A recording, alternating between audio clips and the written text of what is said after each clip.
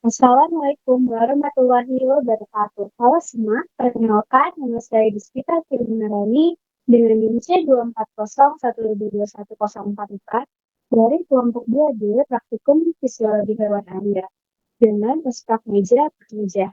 Pada kesempatan kali ini saya ingin menjelaskan materi mengenai praktikum fisiologi hewan air yang telah saya lakukan, yaitu tentang pengosongan isi lambung dan pencernaan pakan ikan secara in vitro. Nah, masuk pada materi yang pertama, yaitu pengukuran laju pengosongan isi lambung.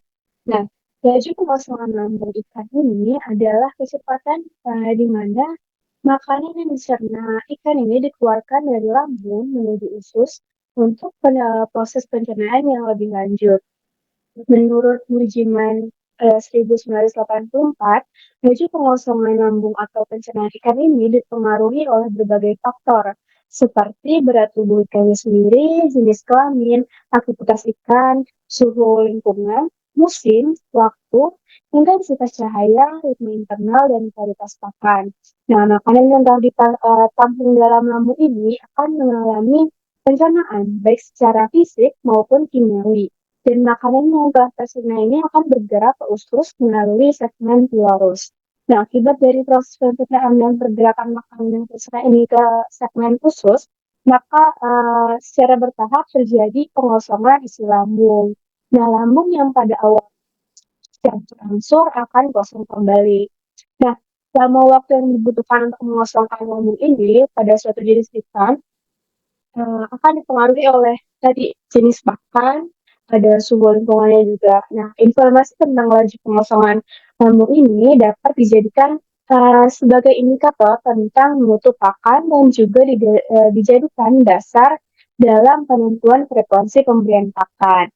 Nah, lanjut pada faktor yang menyebabkan terjadinya penurunan bobot isi material lambung atau ISC atau kepanjangannya itu Index Stomach Content. Nah, penurunan bobot isi material lambung ini dan nilai ISC pada ikan dapat disebabkan oleh perubahan musim, suhu air, aktivitas makanan, ketersediaan pakan, serta gangguan lingkungan seperti polusi atau perubahan kualitas air. Nah, lanjut pada hubungan antara bobot material isi lambung dan uh, bobot lambung itu sendiri dan nilai ISC-nya. Nah, hubungan antara bobot material isi lambung, bobot lambung, dan nilai ISC pada ikan ini menunjukkan adanya keterkaitan antara jumlah isi lambung yang dimiliki ikan dengan bobot total lambungnya, yang kemudian akan mempengaruhi nilai dari indeks stomach content atau ISC-nya itu sendiri, yang mencerminkan kondisi pakan dan pencernaan ikan.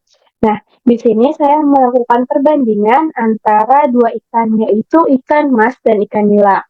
Nah, pada jurnal yang saya kutip, yaitu menurut Sydney et al. 2018, nah perbedaan utama dalam laju pengosongan lambung antara ikan mas dan ikan nila ini terletak pada waktu yang dibutuhkan oleh untuk proses pengosongan isi lambung ini, baik pada ikan mas dan ikan nila. Nah, faktor-faktor yang membuat berbeda ini seperti ukuran ikan, aktivitas ikannya sendiri, jenis pakan yang diberi, dan ukuran lambung yang mempengaruhi perbedaan ini. Nah, selain itu jenis pakan yang dikonsumsi juga dapat mempengaruhi laju pengosongan lambung, terutama jika pakannya berasal dari bahan nabati. Nah, faktor lingkungannya itu seperti tadi, kayak suhunya juga yang optimal, berperan penting dalam mempengaruhi laju metabolisme ikan dan akhirnya laju pengosongan lambung. Nah, yang mana ikan dengan ukuran yang lebih kecil ini akan lebih cepat dalam mencerna makanannya dibandingkan ikan dengan ukuran besar.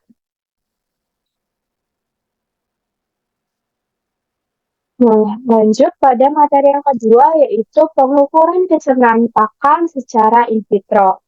Nah, pencernaan itu sendiri adalah sebuah proses menyederhanakan makanan melalui mekanisme kimia dan fisika yang bertujuan untuk mengubah makanan dari siklus kompleks menjadi sederhana. Nah, makanan dari pencernaan ini kemudian diserap dan seluruh tubuh fungsi metabolisme di dalam selnya. Dapat dapat proses yang sangat penting karena dalam sementara untuk dapat dimanfaatkan oleh tubuh.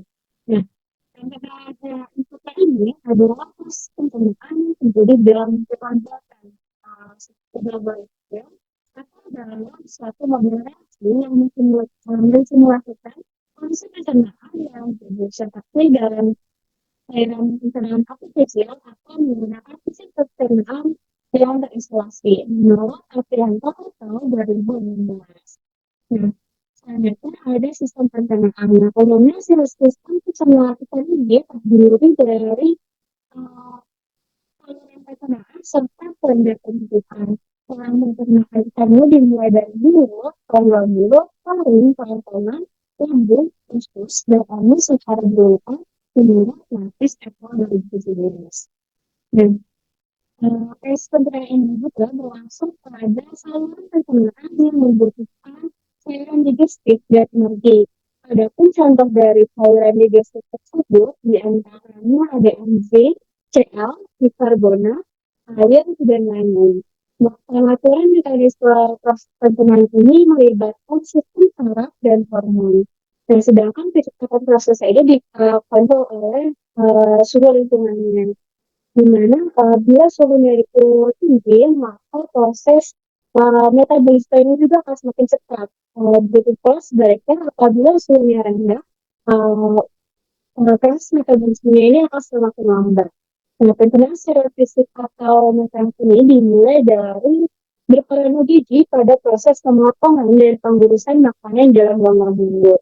Pencernaan mekanis ini dilanjutkan di segmen lambung dan usus dengan adanya pergerakan bantuan dalam kontraksi otot pada tubuh yang dapat lebih efektif apabila dapat cairan digestif yang terlibat pada depan.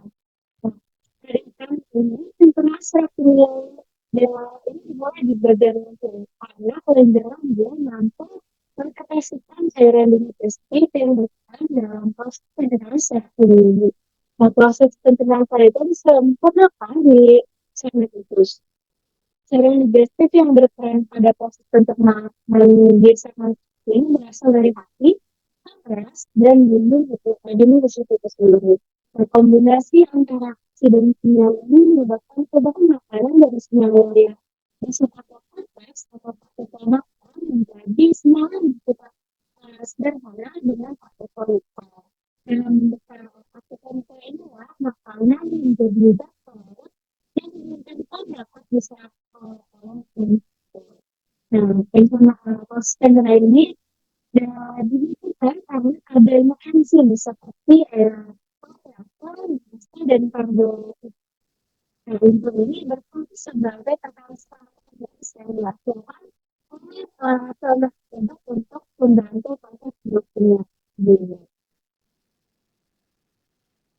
Selama proses pencernaan ini, satu molekul komponen pakan akan berkaitan dengan badan intim yang aktif melalui mekanisme yang khas dan karakter dalam hubungannya dengan sebuah organisme.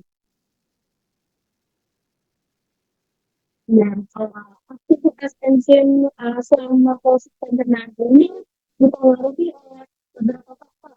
Salah satunya ada faktor lingkungan seperti pH dan suhu, lalu ada juga dan konsentrasi enzim itu sendiri, jumlah pakannya, dan aktivitas.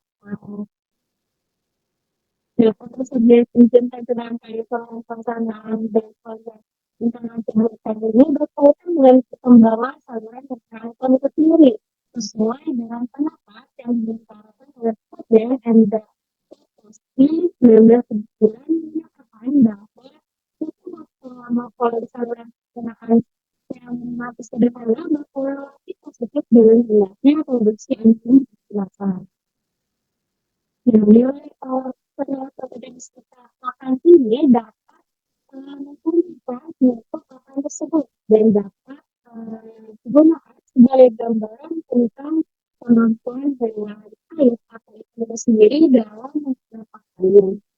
Nah, satu lagi ketidaksempurnaan dalam tambahan komponen pakan itu bisa disebabkan oleh berbagai faktor, tetapi pakannya tuh misalnya misalnya kayak makanan kecil, dan kita kemarin dapat dalam bisa rencana kita itu terhadap badai dan kondisi lingkungannya tidak memungkinkan.